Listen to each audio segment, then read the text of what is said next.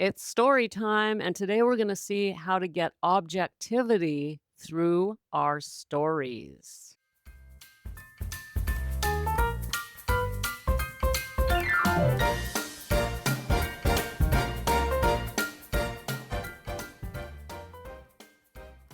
Welcome to Sobriety Snippets for Women Over 40, where we elevate our mindset to trade hangovers for higher consciousness, one powerful snippet at a time. I'm Becca Jacobson, and I'm so glad you made it to Snippet Land. If you're new here, gals, welcome to Snippet Land. This is not just a podcast, it's an ecosystem. It's a land, it's Snippet Land. It includes a YouTube channel, social media feed, and the best part, maybe, I don't know what the best part is, it's hard to tell, but I send really good goodies to your inbox. So if you're not getting me in your inbox, that's something you want to take care of as soon as possible. Meanwhile, I am here for 40 plus women like me who struggle with alcohol, even though they got pretty much everything else all together. So I'm glad you made it here. This is where we keep the home fires burning for women just like you. And if you're not new, welcome back to the snippets. Gals, it's Friday, and in recent weeks, we've been doing the Radical Reinvention series where I'm sharing some of my stories by reading a few of them out of my memoir, a memoir I published a few years ago now called Prostitute to Professor, A Guide to Radical Transformation. It's available on Amazon, but it's not necessary to have the book. What I'm doing is sharing a few of the stories from it, not all of them, so that we can look at how you can use your stories for healing. Today's story is one that taught me a really interesting lesson, and we'll talk about it after the story. Enjoy.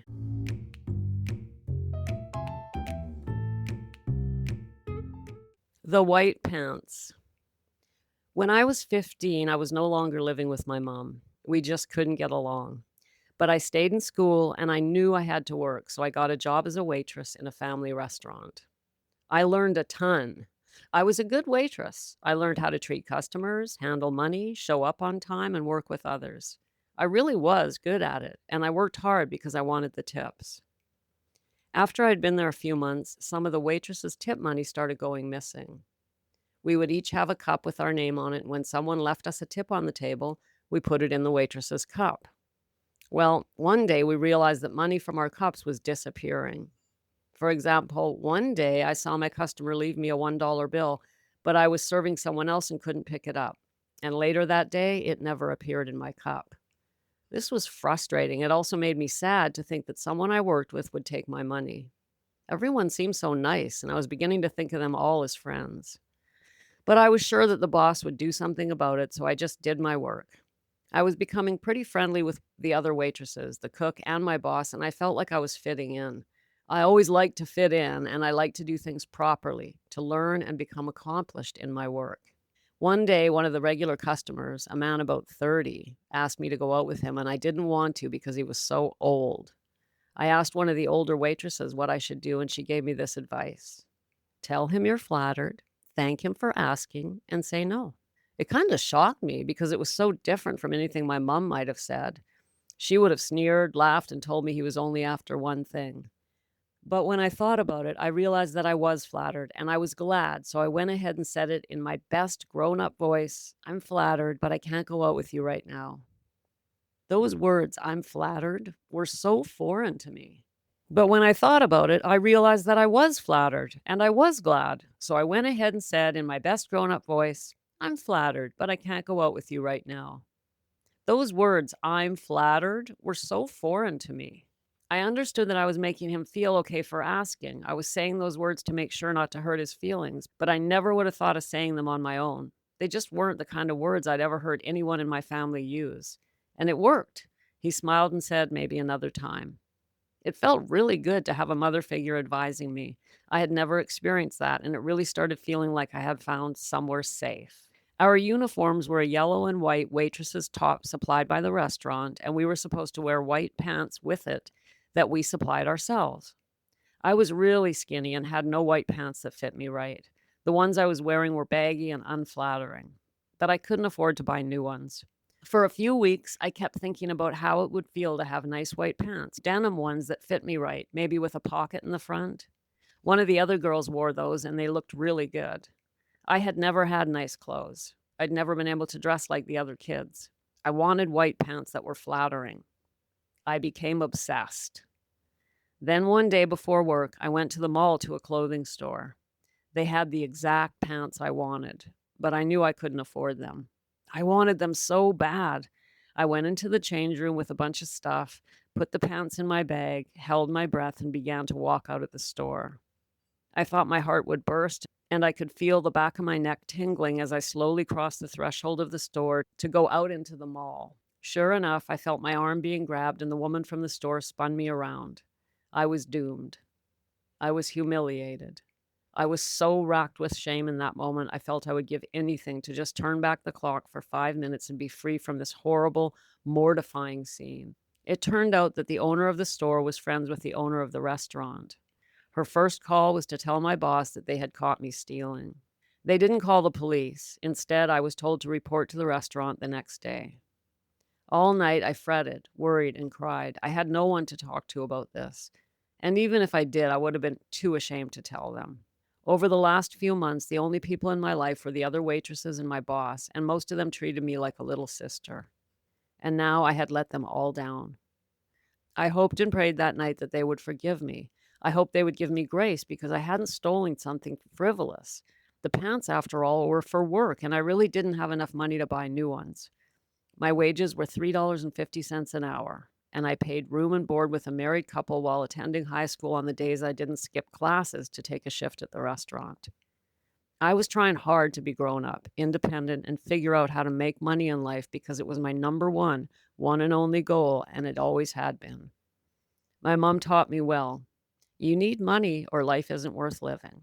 The next day, I was not only immediately fired by my boss, but I was given silent glares by everyone in the restaurant, even the regular customers. I expected that, but I was astonished to hear it wasn't because I'd stolen the pants, they said, but because I had been stealing tips from my fellow waitresses all this time. Speechless. Later, I would think about that scene and wonder which one of them was the real thief. Did she stop taking the tips after I left? If she was smart, she would have, but I've since learned that thieves like that rarely reform. She's a real thief, a person who plans and takes things from people who trust her. She does it day in and day out, and that kind of dishonesty is hard to change. On the other hand, I haven't picked up anything that didn't belong to me from that day to this, so I guess it was a good lesson learned. But I was too young and ignorant to know how important it is not to let resentment, cynicism, and self pity rule our lives. I was angry. I had been wronged, and the world owed me an apology. I was a victim. And since I couldn't seem to do anything about it in the external world, I started saying yes to the joints that were offered at lunch during school and beer that was floating around at night. Why not? I figured that the world wasn't fair and I would show them a thing or two. I would get loaded. Sweet revenge. And of course, I was now unemployed. It would take about 2 years, but I would get another job and it would be one that would pay a lot more money. But that's another story. Gals, that embarrassing little story, that silly little story had bothered me for years. I'd go from full of shame for shoplifting, but I don't know, isn't that a rite of passage as a teenager? It's like, whatever, right? And then I would think about it and think how unfair it was. What do teenage girls steal? Well, usually not white pants. Hello, this was the 80s. Even then, they weren't in style. I wasn't going after shoes or makeup, or I was trying to get decent clothes so I could work. Which kind of makes me look like the hero in this story, doesn't it? But gals, the most important thing about this story that I learned, actually two things, and this is something to watch for when you write your own stories. Number one, I exaggerated the shame around it. It really was an episode from my life that I just preferred not to think about. It was one of those ones that give you a sharp emotional jolt of just shame, and you think, what the hell? That was number one. But number two, more importantly, when I looked at it, was to realize that I wasn't that bad of a person. I really was just trying to show up for life at a very young age. When you're 15, you don't realize you're young. You think, I'm 15 now. I got it all together. I can go out on my own. Right? You don't realize how young you are. And I have to give myself the grace. So, whatever the moral of your story, the beginning of this snippet, I said I wanted to give you some objectivity around your stories. So, when you're writing them, if you are, I want you to do several things. I want you to be very gentle with yourself. Be slow. Don't sit down and write your entire autobiography in one weekend. Really, the purpose of this radical reinvention series, which by the way comes with a little workbook, and you can get it by just going to the show notes of this episode or any of the last several Fridays. And I'm guiding you in the workbook how to write your own stories and giving you some prompts and tips on what to look for. But most importantly, it's the idea of revisiting our past from a third person perspective. In other words, we're not the same people today that we were then. And so we can actually think of ourselves in the past as she, her, not I. And that really does help us to put a lens of objectivity on our story and help us to get distance from it emotionally and help us grow and see it more clearly. When we're tangled up in our own emotions and we believe they are us, I'm anxious instead of I'm experiencing anxiety, there's a big difference between those two phrases. And this is one thing that writing your stories can give to you. But there's more to it than just writing them. Remember, we've been talking about this. They need to be shared. The emotions around them need to be healed. And our nervous system needs to understand that it's safe, regardless of what memory it's experiencing, because memories are very, very powerful. So I'd be willing to say the bottom line is that working with stories from your past is something that shouldn't be done alone. It should be done over time, shared with others, so you can step back, get that objectivity, and really see yourself with clarity. More importantly than that, you can see yourself from the distance, from 2026, and realize that you are no longer her. And that's how we slowly begin to release the shame. We started this series with a quote from Brene Brown, and I want to end it with the same quote. Brene Brown, your go to gal for the subject of vulnerability and shame, says, quote, shame thrives on secrecy, silence, and judgment. It can't survive being spoken and met with empathy. It literally can't. That's why it metastasizes in silence. That last part of her quote is so powerful. Shame metastasizes in silence. As you keep your stories hidden and only you experience them, and you've got no objectivity, no distance from them, no emotional distance from them, if you don't heal them, the shame metastasizes. And what does that mean?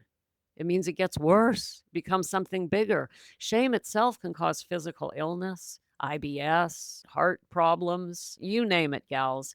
And as I always like to point out, emotions are magnetic and will draw to us more of the same. So, gals, there you have it, the Radical Reinvention series. Grab your workbook from the show notes and have fun with your stories, but be very gentle, very patient, and make sure you have someone to share them with. Because remember, this isn't just about writing your stories and looking at them, they have to be shared.